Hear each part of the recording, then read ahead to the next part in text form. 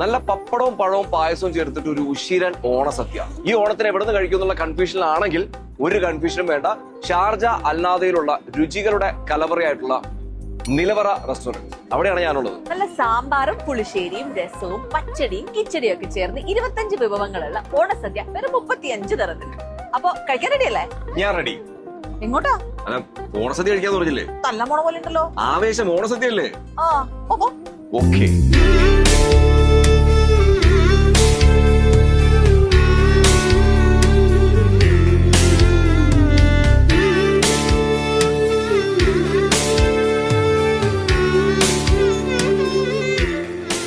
മാത്രമല്ല കേട്ടോ, നല്ല കേരളത്തിലെ തനി നാടൻ വെറൈറ്റി രുചികളും സൗത്ത് ഇന്ത്യൻ ഡിഷസും ഒക്കെ നിങ്ങൾക്ക് ഇവിടെ അവൈലബിൾ ആണ്. അതെ, അത് മാത്രമല്ല ചില സെലക്ടഡ് നോർത്ത് ഇന്ത്യൻ ഡിഷസും അതുപോലെ തന്നെ സീ ഫുഡ് വെറൈറ്റീസും ഒക്കെ നിലവറയിൽ വന്നാൽ നിങ്ങൾക്ക് ആസ്വദിക്കാനായിട്ട് അവിടെ നോക്കണ്ട, നല്ല പോളിംഗാണ്.